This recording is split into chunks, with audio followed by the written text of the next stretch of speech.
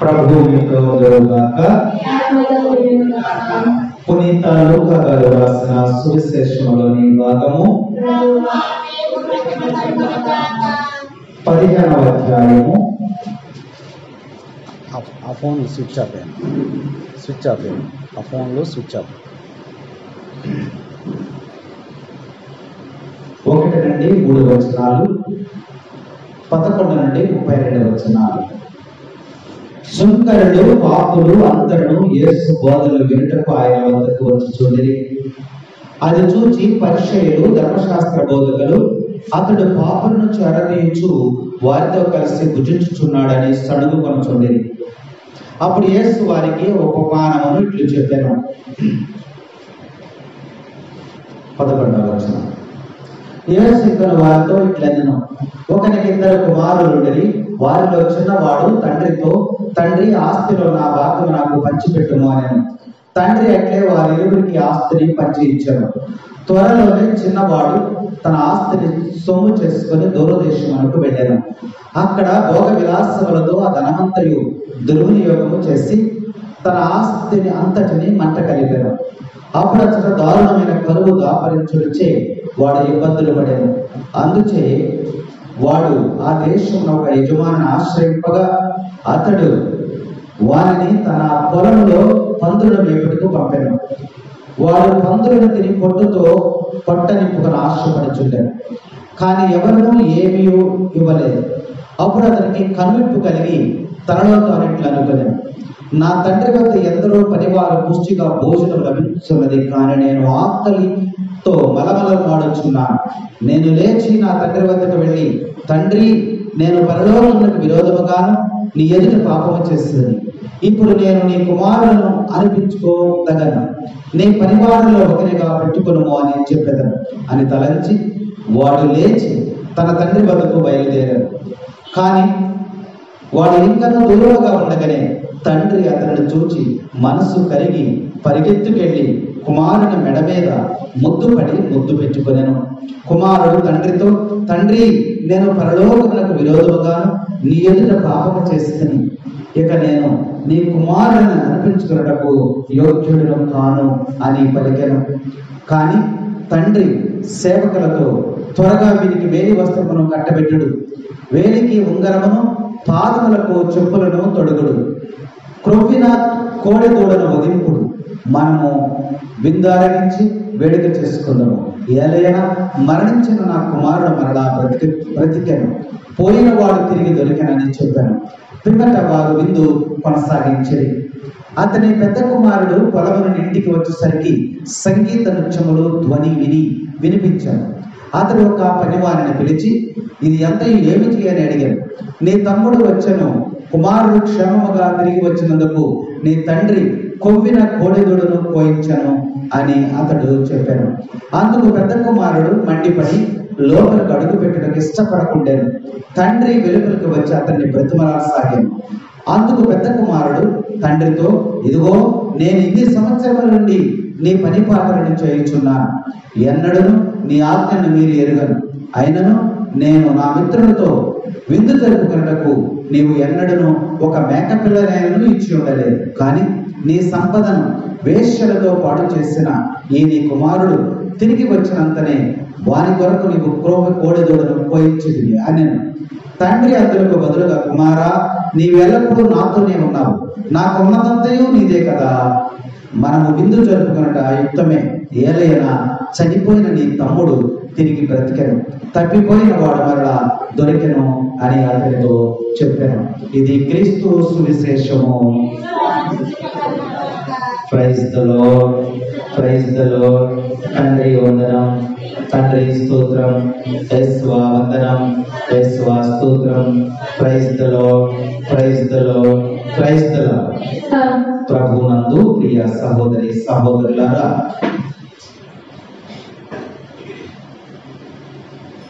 తపస్సు కాలం యొక్క ఎన్నో ఆదివారం ఇది? 4వ ఆదివారం. ఈ 4వ ఆదివారము తప్పిపోయినటువంటి మనందరినీ కూడా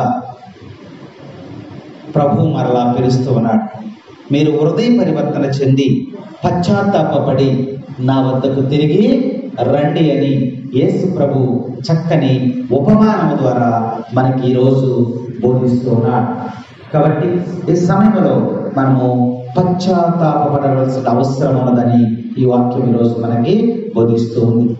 ఎందుకనంటే యేసు ప్రభు మరి ఎలా పశ్చాత్తాపపడాలి, నేను ఎలా తిరిగి రావాలి, నా తప్పు నేను ఎలా తెలుసుకోవాలి అని మానవాళికి తెలియచేయటానికి యేసు ప్రభు చిన్న ఉపమానాన్ని చెప్పాడు, ఒక కథని చెప్పాడు. దాని ద్వారా దేవుని యొక్క మాటలను మనం అర్థం చేసుకోవాలని ఈరోజు మరి సువిశేషం ద్వారా ప్రభు మనతో మాట్లాడుతూ ఉన్నాడు. లూకా శుభవార్త 15వ అధ్యాయము 1, 2, 3 వచనాలను ధ్యానిద్దాం. చూడండి. సుంకరులు పాపులు అందరూ యేసు బోధలు వినుటకు ఆయన వద్దకు వచ్చుచుండి. యేసుక్రీస్తు ప్రభువు ఒక చోట బోధన చేస్తూ ఉన్నాడు, సువార్తను బోధిస్తూ ఉన్నాడు. ఎవరెవరు ఉన్నారు అక్కడ? ధర్మశాస్త్ర బోధకులు, సుంకరులు, ఇంకా పాపులు. వీరందరూ కూడా యేసు ప్రభు మరి వాక్యం చెప్తూ ఉంటే దాన్ని వినటానికి అనేక మంది అక్కడికి వస్తూ ఉన్నారు. ఉపమానాలు చెప్తూ ఉన్నాడు. ఎవరి కోసం ఇవి చెప్పబడ్డాయి ఉపమానాలు? సుంకరుల కోసము, పాపుల బోధలు ఆయన వినటానికి వచ్చారు కాబట్టి ఏం చెప్తున్నాడు? 2వ వచనంలో చదవమది. అది చూసి పరిసయ్యులు, ధర్మశాస్త్ర బోధకులు పాపులకు చేరదీయచు వారితో కలిసి ఇక్కడ వాక్యంలో మనం చూస్తే ఈ మాటలు ఎవరు అనుకుంటున్నారు? పరిశీలు అనుకుంటున్నారు, సుంకరులు అనుకుంటున్నారు, ధర్మశాస్త్ర బోధకులు అనుకుంటున్నారు. ఏమనుకుంటున్నారు? పవిత్రమైనటువంటి మనతో యేసు ఉండాలి, కానీ పాపులతో ఉంటాడండి, పాపుల దగ్గరికి వెళ్ళి బోధిస్తాడండి, సుంకరులకు బోధిస్తాడండి అని చెప్పి వీళ్ళు అనుకుంటున్నారు. అంటే వీళ్ళు ఏమనుకుంటున్నారు? మేము పుణ్యాత్ములు, పవిత్రులము. మనం కూడా అదే అనుకుంటాం. నేను చాలా పవిత్రురాలని, నేను చాలా పవిత్రుడను, వాడు మాత్రమే అలా జీవిస్తున్నాడు, ఇలా జీవిస్తున్నాడని వాడి గురించి మనం మాట్లాడుకుంటాం. మన జీవితం ఏంటో మనకి తెలియదు. ఇక్కడ అందుకే పరిసయ్యులు, ధర్మశాస్త్ర బోధకులు కూడా ఆ విధంగానే భావిస్తూ ఉన్నారు. ఈయనేంటి పాపులతో కలిసి తిరుగుతున్నాడేంటి, ఈయనేంటి పాపులతో కలిసి భోజనం చేస్తున్నాడేంటి, ఈయన నీతిమంతుడు అంటున్నాడు కదా, ఈయన పవిత్రుడు అంటున్నాడు కదా, ఈయన పరిశుద్ధుడు అంటున్నాడు కదా, అలాంటప్పుడు ఆయన ఎవరితో ఉండాలి? మనతో ఉండాలి, మనం పవిత్రుడు కదా అని వారిలో వారు ఏం చేస్తున్నారంట? సణుగుకుంటున్నారంట. అంటే యేసు ప్రభు బోధించేటప్పుడు, సువార్తను చెప్పేటప్పుడు వాళ్ళు కూడా అక్కడే ఉన్నారు.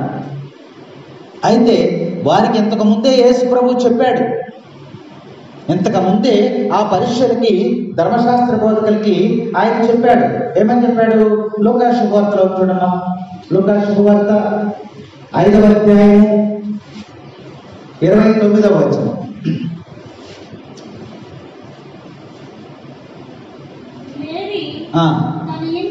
తన ఇంట గొప్ప విందు చేశాను. అనేక మంది సుంకరులు, ఇతరులు ఆయనతో కలిసి విందులో పాల్గొన్నారు.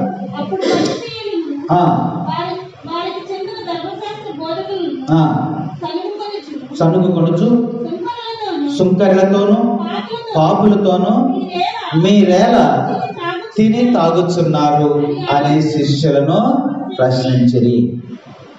లేవి తన ఇంటిలో ఒక విందును ఏర్పాటు చేశాడు. ఆ విందుకి అందరినీ పిలిచాడు. యేసు ప్రభు కూడా వచ్చాడు అక్కడికి. సుంకరులు, పరిసయ్యులు, ధర్మశాస్త్ర బోధకులు, మేము నీతిమంతులం అనుకుంటున్నారు చూసారా, వాళ్ళందరూ కూడా అక్కడికి వచ్చారు. ఆ విందు జరుగుతున్నప్పుడు శిష్యులతో అంటున్నారు, అయ్యా మరి మీరేంటి పాపులతోనూ వీళ్ళతోనూ తిని తాగుతున్నారు, తిరుగుతున్నారు అని చెప్పి వాళ్ళు శిష్యులను అడిగారు. అప్పుడు యేసు ప్రభు సమాధానం చెప్పాడు. ఏం చెప్పాడమ్మా? వ్యాధిగ్రస్తులకే కానీ ఆరోగ్యవంతులకు వైద్యుడు అవసరం లేదు. డాక్టర్ ఎవరికి కావాలి? రోగికే కావాలి. కాబట్టి వీళ్ళు ఎవరంటున్నారు? మీరు పాపులు అంటున్నారు. పాపులకే పరివర్తన చెందటానికి యేసయ్య వారికే కావాలి. మీరు నీతిమంతులు అంటున్నారు కదా, మీకు వ్యాధి లేదు కదా, మీకు డాక్టర్ అవసరం లేదు. కాబట్టి వ్యాధిగ్రస్తులకే, ఆరోగ్యవంతులకు వైద్యుడు అవసరం లేదు. హృదయ పరివర్తన పొందుటకై పాపులను నేను పిలువచ్చుదని, నీతిమంతులను నేను పిలవటానికి లోకములోనికి నేను రాలేదని యేసు ప్రభు ఇంతకు ముందే వారికి తెలియజేశారు. అలా చెప్పినప్పటికీ కూడా వీళ్ళు ఏమంటున్నారంటే సడుక్కుంటున్నారు, కొనుక్కుంటున్నారు. మనకున్నటువంటి జబ్బు అదే. ఈనాటే కాదు, ఆనాటి నుంచి కూడా మనల్ని సైతాను ప్రేరేపిస్తూనే ఉంది. ఆనాడు యేసు ప్రభు సువార్తను బోధిస్తూ ఉంటే వీళ్ళు అక్కడ సణుగుకుంటున్నారని గ్రంథంలో చక్కగా వ్రాయబడి ఉంది. సణుగుకొనుట అనేది వినాశనానికి దారితీస్తుందనే లేఖనాలు మనకి 1 కొరింథీ 10:10 స్పష్టంగా బైబిల్ గ్రంథం మనకి తెలియజేస్తూ ఉంది. దేవుని యొక్క సువార్తను వినాలి, దేవుని యొక్క వాక్యమును వినాలి, ఆయన బోధించే మాటలను మనం జ్ఞాపకపరుచుకోవాలి, ఆయన బోధించిన బోధనలకు అనుగుణంగా మనం జీవించాలని ఈరోజు యేసు ప్రభు మనకి తెలియజేస్తూ ఉన్నాడు. కాబట్టి ఈ ఉపమానములు మనకి తెలియజేస్తూ ఉన్నాయి. ఎవరికంటే సుంకరులకి, పాపులకి, మరి ధర్మశాస్త్ర బోధకులందరికీ కూడా ఈరోజు దేవుడు ఉపమానాలు చెప్తూ ఉన్నాడు. ఇంకా ఎవరి కోసం చెప్పబడ్డాయి ఉపమానాలంటే, ఎదుగో ఆ కాలము, ఈ కాలము, భవిష్యత్తు కాలాలందరికీ కూడా చెప్పబడ్డాయి. ఈరోజు మనకి కూడా అవే ఉపమానాలు మనకు చెప్పబడుతూ ఉన్నాయి. రక్షింపబడిన వారి వరకు ఉపమానాలు చెప్పబడ్డాయి, అలాగే రక్షింపబడని వారి కొరకు ఉపమానాలు చెప్పబడ్డాయి. మారు మనసు పొందినటువంటి వారికి చెప్పబడ్డాయి, మారు మనసు పొందనటువంటి వారికి చెప్పబడ్డాయి. తర్వాత మారు మనసు పొంది లేదా రక్షింపబడి విశ్వాసంలో దిగజారిపోయినటువంటి వారి కోసం ఈ ఉపమానాలు చెప్పబడ్డాయని 1, 2, 3 వచనాలు మనల్ని జ్ఞాపకపరుస్తూ ఉన్నాయి. అయితే లూకా శుభవార్త 15వ అధ్యాయంలో ఎన్ని ఉపమానాలు ఉన్నాయమ్మా? 3 ఉపమానాలు ఉన్నాయి. ఒకటేంటి? తప్పిపోయినటువంటి గొర్రె. ఈ గొర్రె, తప్పిపోయినటువంటి గొర్రెని గురించి యేసు ప్రభు చక్కని ఉపమానాన్ని చెప్పాడు. అయితే ఈ గొర్రె ఎందువలన తప్పిపోయిందంటే తన యొక్క మూర్ఖత్వం వలన. తన యొక్క మూర్ఖత్వం వలన ఆ గొర్రె తప్పిపోయింది. రెండవ ఉపమానం ఏంటమ్మా? పోగొట్టుకున్నటువంటి వెండి నాణ్యం. ఇక్కడ మనం చూసినట్లయితే ఈ నాణ్యాన్ని ఎలా పోగొట్టుకుంది ఆ స్త్రీ? తన యొక్క నిర్లక్ష్యము వలన, తన యొక్క నిర్లక్ష్యం వలన, అశ్రద్ధ వలన తన నాణ్యాన్ని ఆమె పోగొట్టుకుంది. మూడవది ఏంటంటే తప్పిపోయినటువంటి కుమారుడు. ఈరోజు ప్రభువు తప్పిపోయినటువంటి కుమారుడు అంశముల గురించి ఈరోజు మనకి సువిశేషములో ఉపమానం ద్వారా తెలియజేస్తున్నాడు. తప్పిపోయినటువంటి కుమారుడు. కాబట్టి తప్పిపోయినటువంటి కుమారుడా, తిరిగి వచ్చినటువంటి కుమారుడా? తప్పిపోయి, రెండు కలిపి చెప్పావా? తప్పిపోయి తిరిగి వచ్చిన కుమారుడు. కాబట్టి తప్పిపోయినటువంటి కుమారుడిని గ్రంథములో వ్రాయబడి ఉంది. ఆఖరి వచనాల్లో ఏముందంటే తప్పు తెలుసుకొని తిరిగి వచ్చినటువంటి కుమారుడని వ్రాయబడింది. Praise the Lord, praise the Lord. ఇతను ఎలా తప్పిపోయాడు? గొర్రె అయితే తన మూర్ఖత్వం వలన తప్పిపోయింది.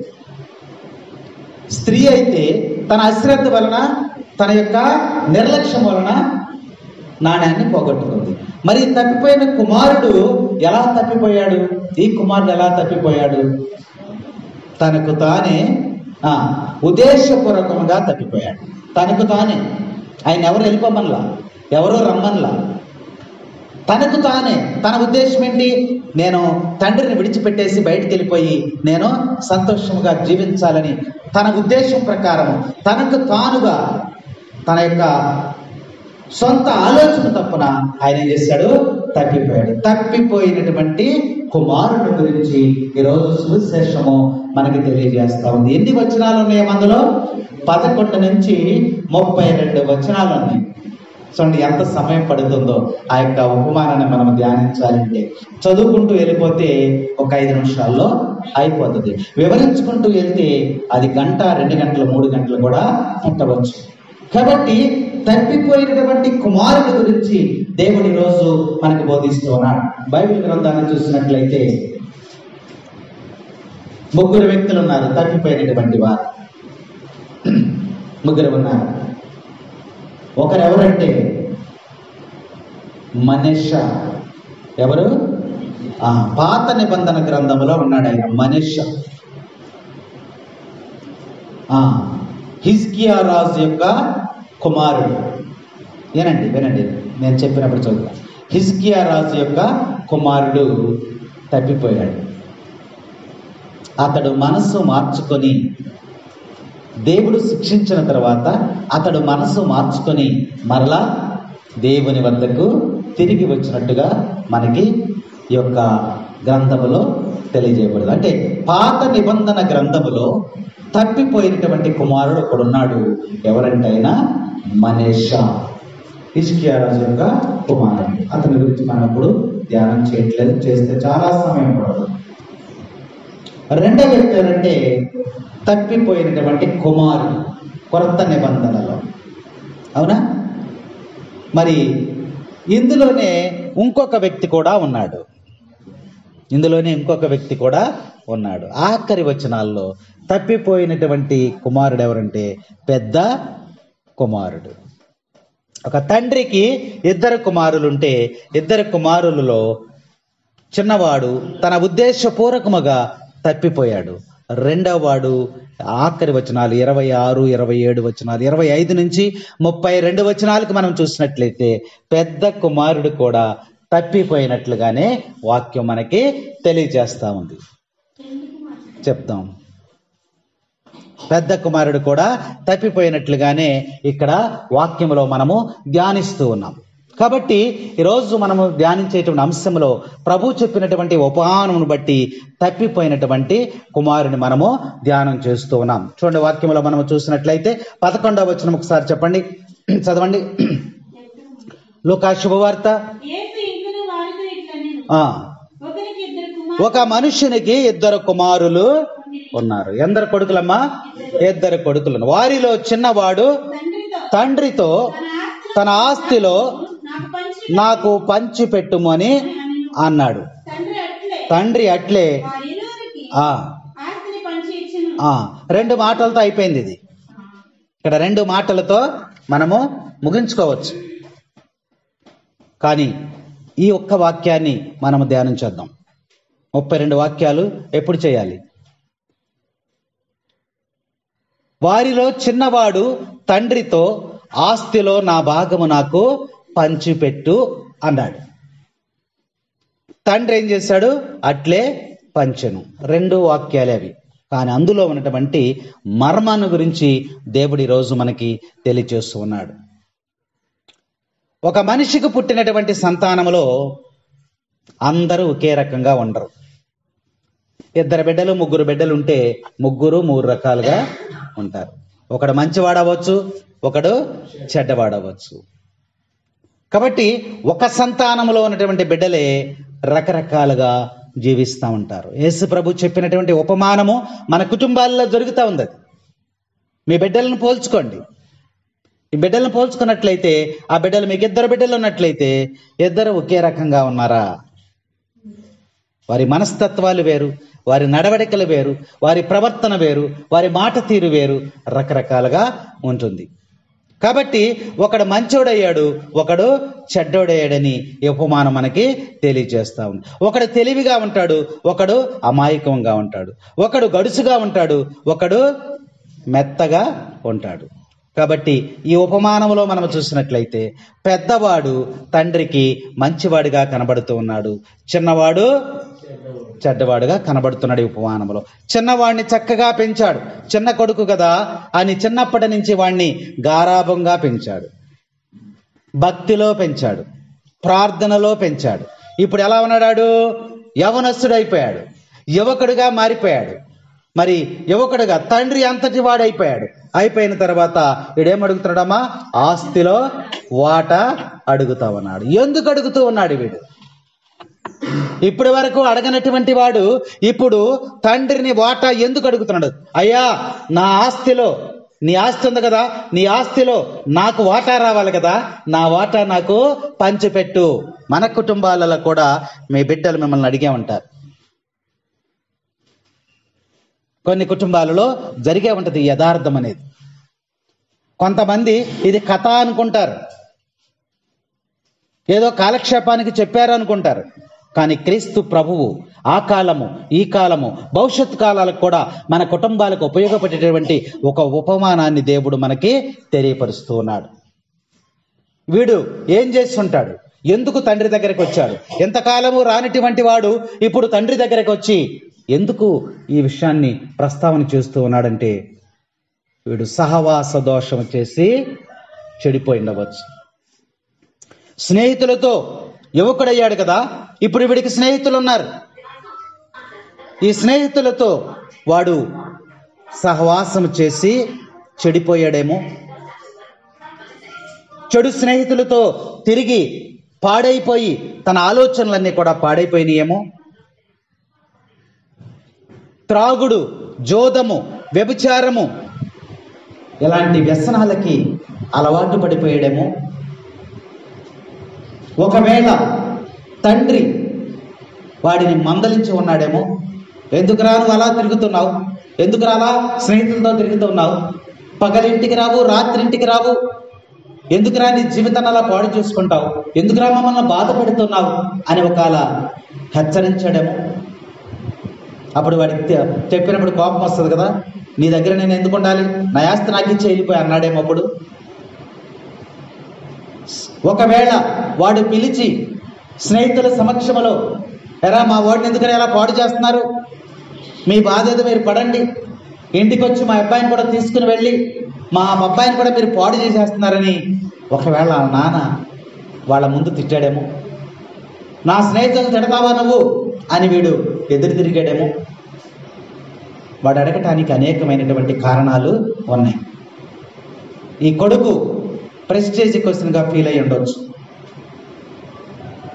స్నేహితుని సమక్షంలో కుమారునికి బైబిల్ చెప్పటం ద్వారా వాడు ఒక అవమానానికి గురయ్యాడేమో. లేదా ఒక స్నేహితులు, మీరు చెప్పండి కొన్ని విషయాలు, ఎందుకు అడిగి ఉంటాడు స్నేహితులు, ఎరా ఎంతకాలం ఉన్నా మీ నాన్న ఎలాగే చేస్తాడరా, మీకు ఆస్తి ఉంది కదా, నీకు రావాల్సిన వాటా ఉంది కదా, నీకు హక్కు ఉంది కదా, అవి తీసుకుని నువ్వు బయటకు వచ్చారా, నువ్వు హ్యాపీగా బ్రతకొచ్చు అని ఒకవేళ స్నేహితులు చెప్పారంటావా? లేదా చెప్పారంటావా?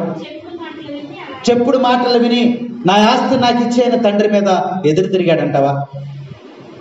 అరే నువ్వు ఏ పని చేసినా మీ నాన్న నీకు అడ్డు తగులుతాడురా అని చెప్పారంటావా? ఆలోచన చేద్దాం. అరే ఇడు మీ నాన్న ముసలాడైపోయాడురా, ఆయన అనుభవించడు, మనల్ని అనుభవించినవిడరా, ఆయన తినడు, మనల్ని తిన్నవిడరా, ఆయన బండి కొనుక్కోడు, మనల్ని కొనుక్కోనివ్వడరా, ఆయన కారు కొనుక్కోడు, మనల్ని కొనుక్కోనివ్వడరా అని ఒకవేళ స్నేహితులు వాడిని రెచ్చగొట్టారేమో.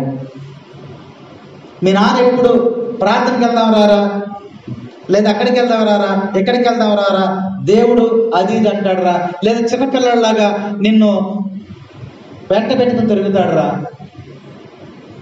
ఇంకెప్పుడురా నువ్వు ఎంజాయ్ చేసేది, ఇప్పుడే కదా, ఈ వయసులోనే కదా అని చెప్పి స్నేహితులు వాడికి ఏమైనా చెప్పారంటావా? ఒకవేళ మనము మీ తండ్రి దగ్గర నుంచి నువ్వు బయటకు వచ్చేసావనుకో, ఇక నిన్ను అడిగేవాడు ఎవరు కూడా ఉండరు, నువ్వు స్వేచ్ఛగా బతకొచ్చు, హ్యాపీగా బతకొచ్చు, నీకెవరు అడ్డు చెప్పరు అని చెప్పారంటావా?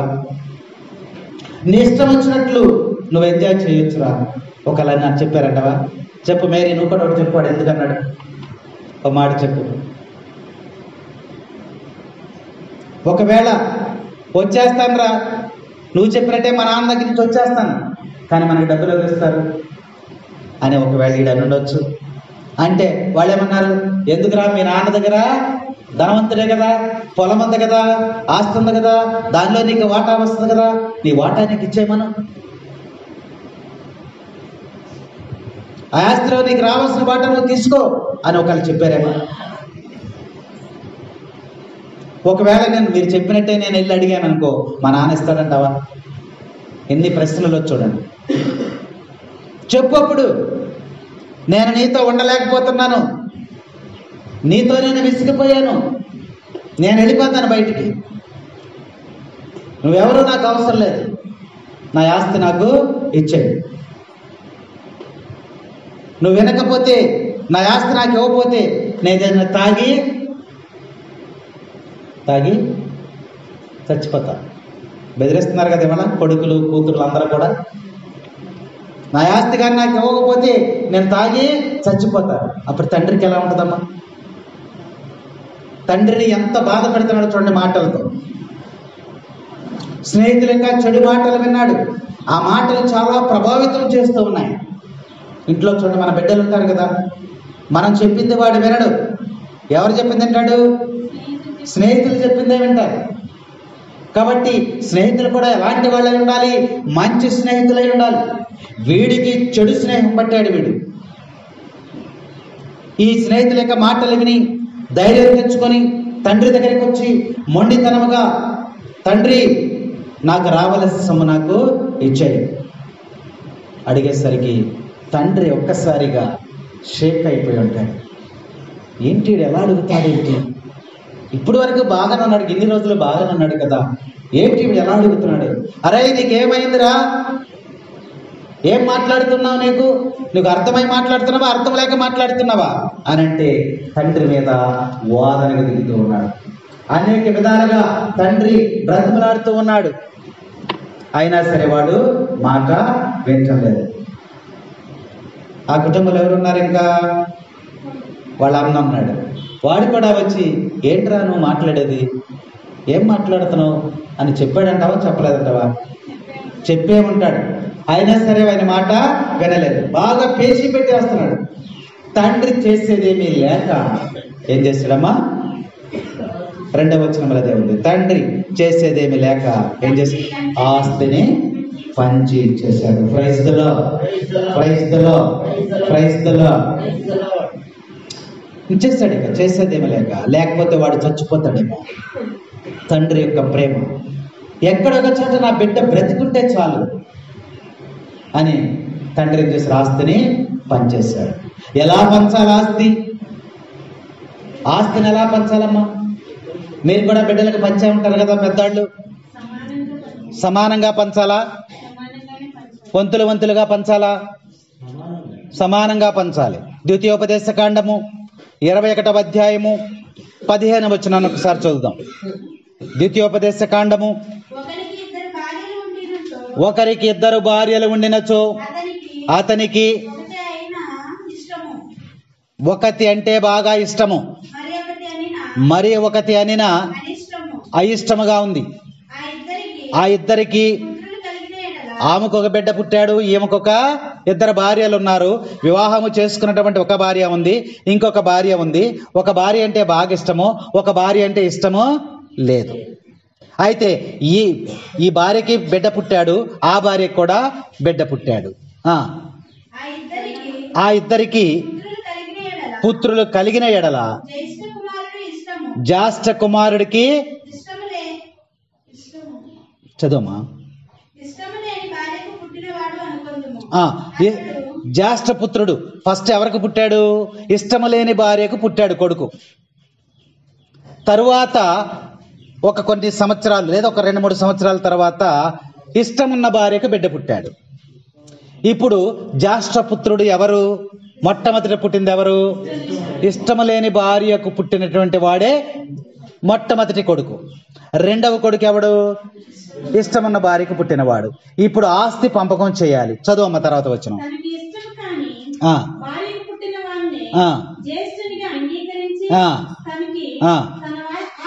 తన ఆస్తిలో 2 వంతులు పంచి ఇవ్వవలెను. మొదటి పుట్టిన ఆ పుత్రుడు తండ్రి. చాలు. ఇక్కడ వాక్యంలో మనం చూసినట్లయితే, ఈ వాక్యాన్ని బట్టి మనం చూసినట్లయితే ఆస్తిలో 3 భాగాలు వేయాలి. ఆస్తి 3 భాగాలు వేయాలి. జ్యేష్ఠ పుత్రుడికి ఎంత ఇవ్వాలమ్మా? 2 భాగాలు ఇవ్వాలి. తర్వాత కొడుకు ఎంత ఇవ్వాలి? 1 వంతు ఇవ్వాలి.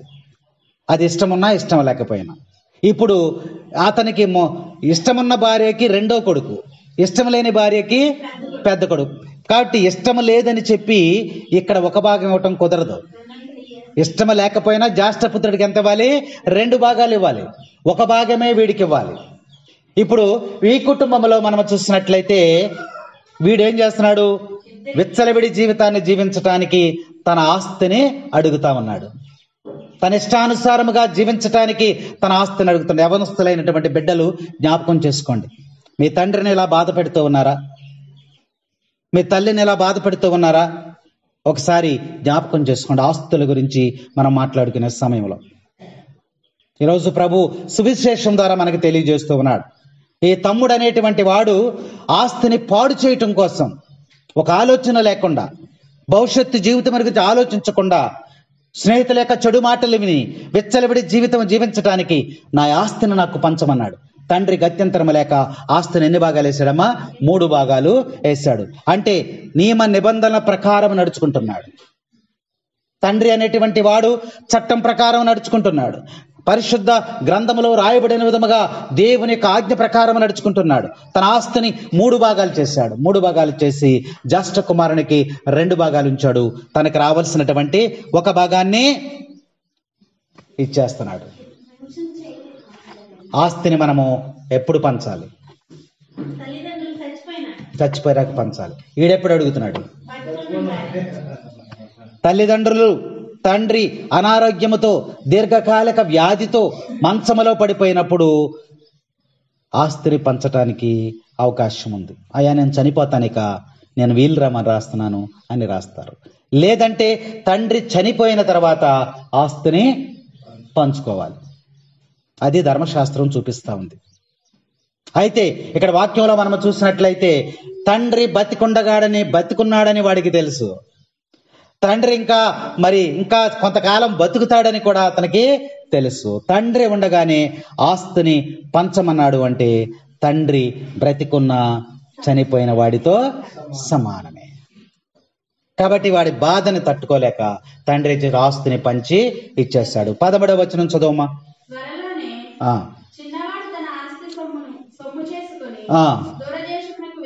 దూరదేశమునకు వెళ్ళాను. ఎక్కడికి వెళ్ళిపోయాడంట?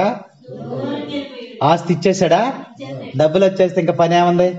అమ్మా నాన్నతో పని లేదు. ఇక డబ్బులు వచ్చేసినాయి. డబ్బులు వచ్చేసిన తర్వాత వాడు ఏం చేశాడమ్మా? కొన్ని రోజుల తరువాత చిన్న కుమారుడు తన ఆస్తినంతా కూడా కూర్చుకొని ఏం చేశాడు? దూరదేశమునకు వెళ్ళిపోయాడు. ఎవరిని విడిచి వెళ్ళిపోయాడు? తప్పిపోయేనా కుమారుండు తండ్రిని విడచే తరలిపోయే. తప్పిపోయే వచ్చుగా పాడండి.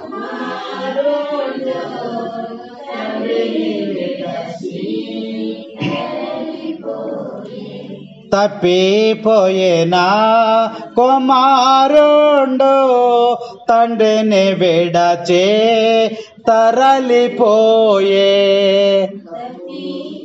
పాడండమ్మా.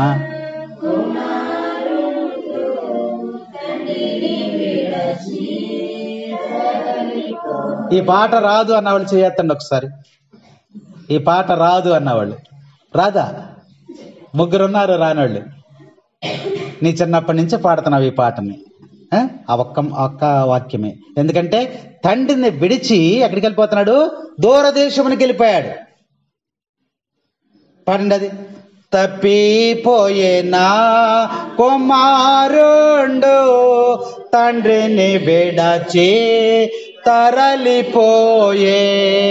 తప్పిపోయేనా కుమారుండు తండ్రిని విడచి తరలిపోయే. ఎక్కడికి వెళ్ళిపోయాడమ్మా? అంత పరిస్థితి ఎందుకు వచ్చింది వాడికి? దూరదేశము పోవలసినటువంటి పరిస్థితి ఎందుకు వచ్చింది వాడికి? చెప్పుడు మాటలు స్నేహం వలన తండ్రిని విడిచి వాడు వెళ్ళిపోతూ ఉన్నాడు. తండ్రి అధికారము కింద ఉండటం వాడికి ఇష్టం లేదు. తండ్రిని విడిచిపెట్టి వెళ్ళిపోతూ ఉన్నారు. తండ్రి యొక్క కాపుదలలో ఉండటం వాడికి ఇష్టం లేదు. తండ్రి అనగా ఇక్కడ దేవుడు. మీరు అర్థం చేసుకోండి వాక్యాన్ని. తండ్రి దేవుని యొక్క కాపుదల, తండ్రి అని మనం ఎప్పుడైతే మనం చెబుతూ ఉన్నామో అప్పుడు దేవుని యొక్క స్థానం అది. తండ్రిది ఎవరి స్థానం? దేవుని యొక్క స్థానం. కుమారుడిది ఎవరి స్థానం? మనమే. వెరీ గుడ్, మనమే. కాబట్టి తండ్రి అధికారం కింద ఉండటం వాడికి ఇష్టం లేదు. మనం కూడా అంతే.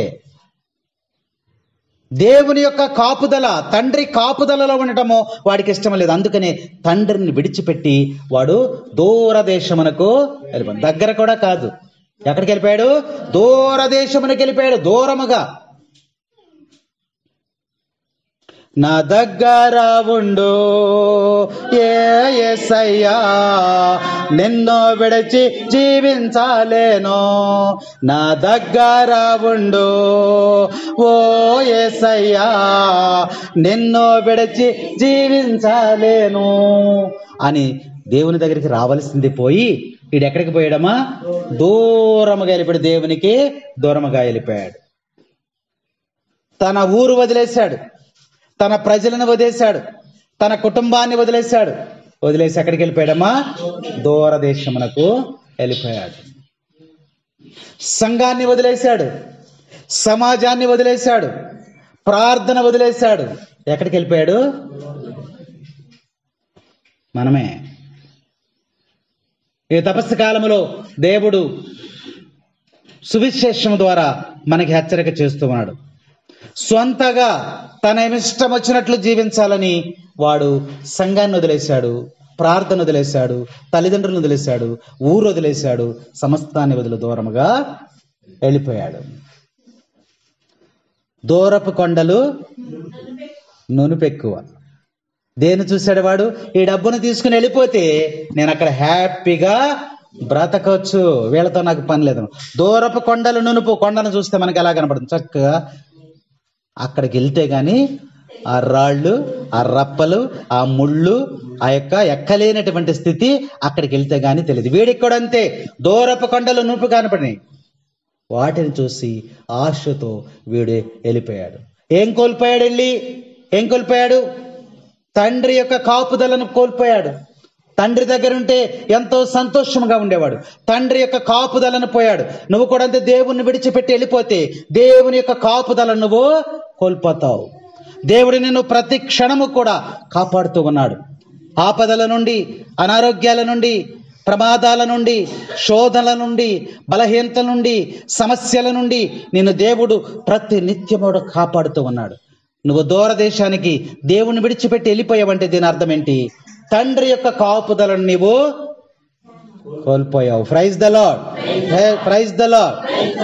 ఎప్పుడైతే తండ్రి యొక్క కాపుదలను నువ్వు కోల్పోయావో నువ్వు ఎక్కడికి వెళ్ళిపోయినట్టమ్మా? సాతాను యొక్క కబంధ హస్తాల్లోనికి వెళ్ళిపోయావు. సాతాను యొక్క శోధనలోనికి నువ్వు వెళ్ళిపోయావు. వెళ్ళిపోయి ఏం చేస్తున్నావు అక్కడ? 3వ వచనం చూడు. భోగ విలాసములతో ఆ ధనమంతయు దుర్వినియోగం చేసే. డబ్బులు ఉంది కాబట్టి వాడు ఏం చేస్తున్నాడమ్మా? భోగ విలాసములు. భోగ విలాసములతో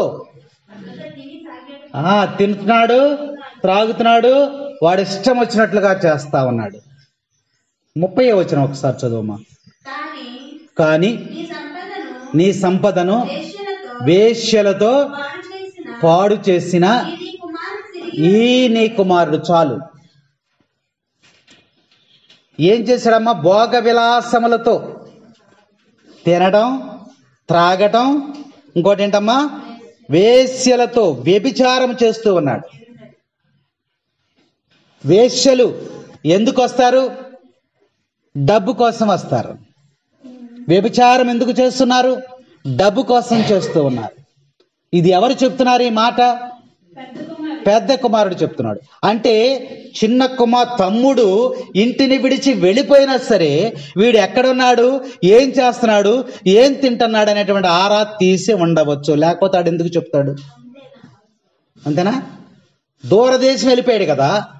దూరదేశం వెళ్ళిపోయినాడు వీడికి ఎలా తెలుసు అంటే వీడి తమ్ముడు ఏం చేస్తున్నాడో ఆరా తీసి ఉన్నాడు. అందుకనే తండ్రితో అంటున్నాడు, నీ చిన్న కుమారుడు నీ ఆస్తినంతా కూడా తీసుకుని వెళ్ళిపోయి వేశ్యలతో పాడు చేస్తున్నాడు. అక్కడ అంటే వీడు భోగ విలాసములు అనుభవిస్తూ ఉన్నాడు, చెడు వ్యాపారాలు చేస్తూ ఉన్నాడు, చెడు నడక నడుస్తూ ఉన్నాడు. ప్రవర్తనంతా కూడా మారిపోయింది. ప్రార్థనా జీవితం లేదు, చెప్పేవాళ్ళు లేరు. తను ఏం చేయాలనుకుంటూ అలా విచ్చలవిడి జీవితాన్ని వాడు జీవిస్తూ ఉన్నాడు. ఈ సమయంలో మన జీవితాన్ని కూడా ఒకసారి జ్ఞాపకపరచుకోండి. ఈ తపస్సు కాలంలో దేవుడు సువిశేషము ద్వారా మనకి బోధిస్తూ ఉన్నాడు. నీ జీవితం ఎలా ఉంది? ఒక ప్రశ్న వేసుకో. నువ్వు తండ్రిని విడిచి దూరముగా జీవిస్తూ ఉన్నావా? దేవునికి నువ్వు దూరంగా జీవిస్తూ ఉన్నావా? భోగ విలాసాలతో, త్రాగుడు, జోదము, ఇంకా రకరకాలైన గుట్కాలు. ఈరోజు యువతి యువకులు ఉన్నారు, చెడు స్నేహాలు. ప్రతి వారి నోట్లో కూడా ఇదిగో ఇక్కడ పెడుతున్నారు, పెదాల కింద. ఏంట్రా అది పెట్టామనంటే ఏం చేస్తున్నారు? మా ఇంటి పక్కనే పెయింటింగ్ వేస్తున్నారు.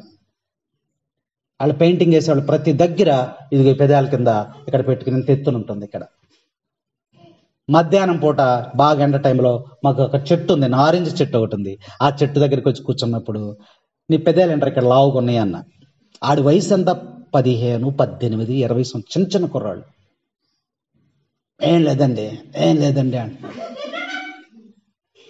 అది ఊసేరా, అర్థమవుద్ది నీకనంటే ఊసాడు. చూసిన తర్వాత ఇప్పుడు మాట్లాడన్నా.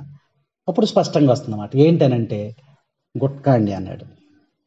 దానివల్ల ఏమన్నా ఉపయోగం? ఏంటి ఉపయోగం అని అంటే ఏం లేదండి, అలవాటు అయిపోయిందని. దాని వలన ఏమొస్తుంది వాడికి? మీ అందరికీ తెలుసు, తినేవాడికి కూడా తెలుసు. దానివల్ల ఏమొస్తుంది? క్యాన్సర్ వస్తుంది. తన జీవితాన్ని తనే పాడు చేసుకుంటున్నాడు. వీడి కూడా అంతే. దేవుడు ఎంతో స్పష్టంగా మనకు తెలియజేస్తూ ఉన్నాడు. ఇదిగో అక్కడ ఏం చెప్తున్నాడు? భోగ విలాసములతో నువ్వు జీవిస్తున్నాడు. అక్కడ చెడు వ్యాపారాలు చేస్తూ ఉన్నాడు. ఇది మంచిది కాదయ్యా, నీకు లాభదాయకం కాదు, ఇది ఆరోగ్యవంతమైనది కాదు, నువ్వు దుర్వినియోగం చేస్తూ ఉన్నావు అని చెప్పేవాడు ఎవడు కూడా వాడికి లేడు. గ్రంథంలో చక్కగా వ్రాయబడింది భోగ విలాసములతో. కాబట్టి ఇవన్నీ కూడా కుటుంబాన్ని పాడు చేసేస్తాయి. యవనస్తుడు వివాహం చేసుకున్న తర్వాత తనకు ఒక కుటుంబం ఏర్పడుతుంది. ఆ కుటుంబాన్ని పాడు చేసేస్తాయి, నష్టం వచ్చేస్తుంది, విభేదాలు వచ్చేస్తాయి. అలాగే దేవునికి వ్యతిరేకమైనటువంటి కార్యాలు అవన్నీ కూడా. కాబట్టి స్నేహితులతో దోబరా ఖర్చు చేసి తన డబ్బంతా కూడా ఖర్చు పెట్టేశాడు. ఒక్కొక్క సిగరెట్ ఎంతమ్మా? రేట్ ఎంత? తాగేవాళ్ళు చెప్పండి. నువ్వు తాగుతావా? ఎంత? 14 నుంచి 20 రూపాయలు. ఇంకేయో ఫిల్టర్ సిగరెట్ అంట, 18 నుంచి 20. చూసారా? ఇప్పుడు ఇంతంత ఉండే సిగరెట్లు ఇప్పుడు సన్నగా ఉంటున్నాయి. చూస్తున్నాం కదా, సన్నగా ఉంటున్నాయి. అది ఆరోగ్యానికి మంచిదంట. నేను అడిగాను ఒక ఆయన్ని, సిగరెట్ ఇంత లావుగా ఉంటుంది కదా, సన్నగా అయిపోయినాయి ఏంటంటే, ఈ సన్నగా ఉన్నదంటూ ఫిల్టర్లు 2 ఉంటాయండి. ఈ ఫిల్టర్ల ద్వారా వచ్చినప్పుడు మనకి ఏ విధమైన హాని ఉండదంట. అందులో మేలుని గురించి ఆయన చెప్తున్నాడు నాకు. అర్థమైందా? కాబట్టి ఇవన్నీ కూడా ఏం చేస్తాయి అంటే ఆరోగ్యాన్ని పాడు చేస్తాయి. కాబట్టి ఇక్కడ వాక్యాలు మనం చూస్తే మరి ఈ యొక్క సంపదంతా కూడా వేశ్యలతో పాడు చేసినటువంటి వాడు తన ఆస్తిని ఎలా ఖర్చు చేశాడో 30వ వచనంలో మనం పెద్ద కుమారుడి ద్వారా మనం తెలుసుకున్నాం. కాబట్టి ఈ భోగ విలాసములకు స్వస్తి చెప్పాలి. దేవుడు చెప్పేది అది. నువ్వు దేవునికి దగ్గరగా ఉండాలి, చిన్న కుమారుడిలాగా నువ్వు జీవించవద్దని యొక్క 13వ వచనం తెలియజేస్తా ఉంది. ఒకవేళ దేవుణ్ణి విడిచిపెట్టి చిన్న కుమారుడిలాగా నువ్వు దూరం అయిపోయినట్లయితే నీ కుటుంబం అంతా కూడా ఏమైపోతుందమ్మా? ఈ చిన్న కుమారుడు చిన్నగా ఉన్నప్పుడు తండ్రి ఎలా పెంచి ఉంటాడు అది కూడా వాడికి గుర్తు రాలేదండి. చిన్నప్పుడు నడక తెలియకపోతే చెయ్యి పట్టుకుని నడిపించాడు. నీ బిడ్డల్ని జ్ఞాపకం చేసుకోను. ఇవాళ కొడుకులు తల్లిదండ్రులకు చూసే పరిస్థితి లేదు, ఎక్కడా కనబడట్లా. ఇప్పుడు తల్లిదండ్రులుగా నువ్వు ఒక ఆలోచన చెయ్యి. నిన్ను గురించి దేవుడు ఎంత బాధపడుతూ ఉన్నాడు. చిన్న కుమారుని ఉద్దేశించి నువ్వు తిరిగి మరలా నా దగ్గరికి రా అని తండ్రి ఎదురు చూస్తూ ఉన్నాడు. అలాగే ఈ లోకపు తండ్రి కూడా నీ బిడ్డ కోసము నువ్వు ఎదురు చూస్తూ ఉంటావు. చిన్నప్పుడు వాడు వ్యతిరేకిస్తూ ఉన్నప్పుడు, నీకు దూరంగా వెళ్ళిపోయినప్పుడు నీకేం గుర్తుకొస్తాయమ్మా? వాడు చిన్నప్పటి నుంచి పెంచినటువంటి జ్ఞాపకాలు నీకు గుర్తుకొస్తాయి. ఈడు నడవలేకపోతే నేను చేయి పట్టుకుని వాడిని నడిపించానమ్మా, ఈడు ఈరోజు నన్ను కొడుతున్నాడు, ఈడు ఎదురు తిరిగి నా మీద వాదనలు చేస్తున్నాడు. చూడండి ఎంత ఘోరము. ప్రభు చెప్పేది అదే. వీడు చిన్నప్పుడు దేవాలయానికి ప్రార్థనకి వెళ్ళేటప్పుడు వాడిని మోకరించి ప్రార్థన చేపించేవాడిని అమ్మ నేను. ఈ రోజు వాడు ప్రార్థన వదిలివేసి భోగ విలాసాలతో అక్కడ జీవిస్తూ ఉన్నాడు. ఎవరో కాదు, మనమే, మన బిడ్డలే. ఈనాటి యువతి యువకులకు వారి ప్రవర్తన ఎలా ఉందో చూడండి. బిడ్డల యొక్క పరిస్థితిని గమనించండి. వాళ్ళ జుట్లు ఎలా ఉన్నాయమ్మాయి? వాళ్ళ చూస్తున్నారు మీరు, యువతి యువకులు జుట్టు ఎలా ఉంటుంది? ఎంత భయంకరమైనటువంటి క్రాఫ్లో. ఒకడు ఎక్కడ తీసేస్తున్నాడు, ఒకడు ఎక్కడ తీసేస్తున్నాడు, ఒకడు ఈ తెల్ల ఇక్కడ రంగు వేస్తున్నాడు, ఇక్కడ ముసలోడు అయిపోయినట్టు ఎరుపు రంగు, ఆ గోధుమ కలర్ రంగు వేసుకుంటున్నాడు. సగమేమో తెల్లగా, సగమేమో నల్లగా, మొత్తం తీసేసి ఒకడే మధ్యలో ఎక్కడ పెడుతున్నాడు. ఎలా ఉంది అసలు ప్రవర్తన? వస్త్రధారణ, బట్టల తీరు చూడండి. యువతి యువకుల బట్టలన్నీ చిరిగిపోయిన బట్టలే. ఈ చిన్న కుమారుడు వ్యసనాలకు అలవాటు పడిపోయి డబ్బులన్నీ అయిపోయిన తర్వాత వాడి బట్టలు ఎలా ఉన్నాయో గ్రంథంలో రాయబడి ఉంది. వస్త్రధారణ, యువతి యువకుల వస్త్రధారణ ఎలా ఉంది? చింపిరి జుట్టు. వాళ్ళని చూసి ఆ చిరిగిపోయిన బట్టలు పీసులు ఎలాడిపోతుంది. మళ్ళీ ఆ ప్యాంటు 2000 3000 అంట. చూసినటువంటి ప్రజలు అవక్కైపోతున్నారు. నీ బిడ్డలు ఎలా ఉన్నారు? యువతి యువకులకి దేవుడు వాక్యం ద్వారా హెచ్చరిక చేస్తున్నాడు. నీ తెలివితేటలు, నీ ఐశ్వర్యము, నీ సంపద, నీ సమయము, నీ సామర్థ్యం అంతా కూడా దేవుని కొరకు వినియోగించమని ఈరోజు దేవుడు సువిశేషం ద్వారా తెలియజేస్తున్నాడు. అన్నీ తెలిసి కూడా వీడు ఆస్తిలో వాట అడిగేశాడు. వాక్యంలో మనం చూసినట్లయితే. కాబట్టి తర్వాత వచనం చదువమ్మా. ఎన్నో వచనం? 14వ వచనం. తన ఆస్తినంతటిని మంట కలిపెను. అప్పుడు అచట దారుణమైనటువంటి కరువు దాపరించుటచే వాడు ఇబ్బందులు పడెను. అమ్మా మీరు వినగలిగితే చెప్తాను, లేకపోతే ఈ వాక్యంతో ముగిస్తా. 14వ వచనం చెప్పి ముగిస్తాను. మిగిలింది ఎప్పుడని ఉంటే మళ్ళీ ఇంకొకసారి ధ్యానం చేసుకోవచ్చు. 14వ వచనం, 15, 16 వచనాలు చదువమ్మా. అందుచేవాడు ఆ దేశమున ఒక యజమానుని ఆశ్రయింపగా అతడు తన పొలములో పందులను మేపుటకై పంపెను. ఆడు పందులు తినేటువంటి పొట్టుతో పొట్ట నింపుకొన ఆశపడెను. కానీ ఎవరును వీడు అక్కడికి వెళ్ళిపోయాడు. అక్కడికి వెళ్ళిపోయిన తర్వాత ముగిస్తున్నా. అక్కడికి వెళ్ళిపోయిన తర్వాత ఏం జరిగింది? కరువు వచ్చేసింది. 14వ వచనంలో కరువు వచ్చేసింది. కరువు వచ్చేసిన తర్వాత ఏం చేయాలో అర్థం కాలేదు. ఆకలితో ఉన్నాడు. అమ్మా ఆకలితో ఉన్నాడు. ఆకలితో ఉండి ఏం చేశాడు? ఒక యజమాని దగ్గరికి వెళ్ళాడు. అంటే వాక్యాలు వివరించకుండా చదివేస్తున్నాను.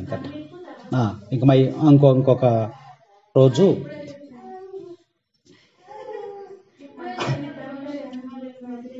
యజమానిని ఆశ్రయించాడు. ఆయన దగ్గరికి వెళ్తే ఆయన ఏం చేశాడమ్మా?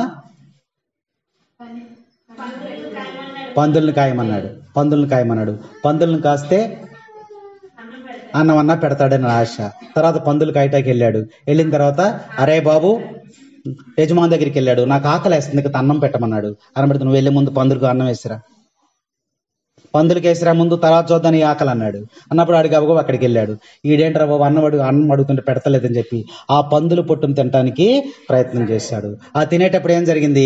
నా తండ్రి దగ్గర అయితే సమృద్ధిగా ఆహారం ఉంది, ఎక్కడంటే నేను ఈ బాధలు పడుతున్నాను, నేను అనవసరంగా నా తండ్రిని విడిచి వచ్చేసానే అని బాధపడుతూ ఉన్నాడు. కానీ ఇప్పుడు కలిగిన తర్వాత ఏం చేశాడు? నేను లేచి నా తండ్రి వద్దకు వెళ్ళి, తండ్రి నేను పరలోకమునకు దేవునికి విరోధముగా పాపము చేసి తిని ఇప్పుడు నేను నీ కుమారుడు అనిపించుకుంటకు తగను, నీ పనివారిలో ఒకనిగా నన్ను పెట్టుకోమన్నాడు. తండ్రి వద్దకు వచ్చాడు అనుకున్నాడు.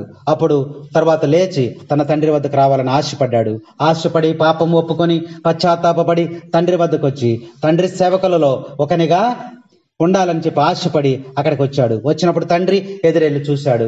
ముందుగా ఎవరికి కనపడనట్టుగా, అంటే ఎవరు చూడలేదు ఆయన కోసం, తండ్రికి మాత్రం ఆయన కనపడ్డాడు. ఎందుకు కనపడ్డాడంటే ఆయన కోసము ఎదురు చూస్తున్నాడు. రాగానే ఏం చేశాడమ్మా, మేలిమి వస్త్రాలు కట్టాడు, ఉంగరము తొడిగాడు. తర్వాత ఏం చేశాడు, కొవ్విన దూడను వధించి ఆయనకు విందును ఆరగించాడు. కాబట్టి తప్పిపోయినటువంటి కుమారుడు తిరిగి ఆయన దగ్గరికి వచ్చినప్పుడు ఆయన ఎంతో సంతోషపడి ఈ విందును ఏర్పాటు చేసి అందరినీ కూడా ఆహ్వానించాను. ఆ విందులో మీరు కూడా పాలు పంచుకోండి దేవుడు ఈ యొక్క ఉపమానం ద్వారా మనకి తెలియజేస్తూ ఉన్నాడు. అయితే ఇక్కడ వాక్యంలో మనం చూసినట్లయితే ఈ వాక్యం ఈరోజు మనకి హెచ్చరిక చేస్తూ ఉంది. నువ్వెందులో తప్పిపోయావు?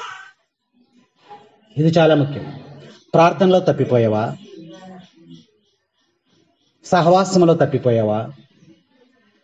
నువ్వెందులో తప్పిపోయావు? ఒకసారి నువ్వు జ్ఞాపకం చేసుకుని పశ్చాత్తాపడి, ఈ చిన్న కుమారుడు పశ్చాత్తాపడినట్లుగా తిరిగి మరలా నువ్వు ఎక్కడికి రావాలి?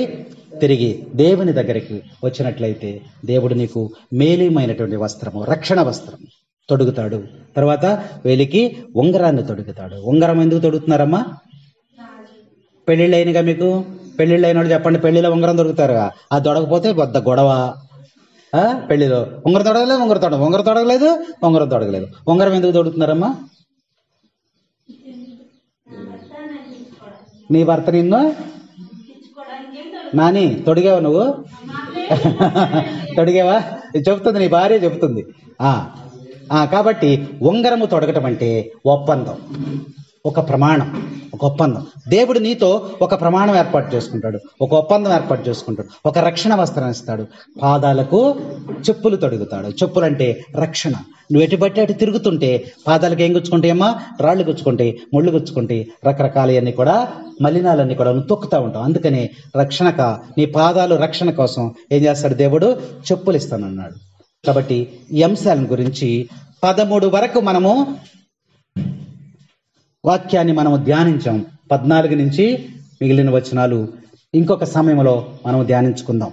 కాబట్టి ఈ విధముగా ప్రభు దగ్గరికి నువ్వు తిరిగి వచ్చినప్పుడు ప్రభు తప్పనిసరిగా నీకు దీవెనలు, ఆశీర్వాదాలు దయచేస్తాడని ఈరోజు సువిశేషం ద్వారా దేవుడు మనకి తెలియజేస్తూ ఉన్నాడు. ఈ తపస్సు కాలంలో పశ్చాత్తాపడి హృదయపదం చెంది ఎవరైతే దేవుని ఆశ్రయిస్తారో వారికి మేలిమ వస్త్రాన్ని మీరు పొందుకుంటారని ఈ సువిశేషం మనకి ఈరోజు ప్రత్యేకంగా బోధించింది. కాబట్టి ఆ సువిశేషం ద్వారా, వాక్కుల ద్వారా మనం జీవించడానికి ప్రయత్నం చేయాలని, దేవుని యొక్క కాపుదల, దేవుని యొక్క సంరక్షణ మనకు కలగాలని మనం ప్రత్యేకంగా ప్రార్థన చేసుకుందాం.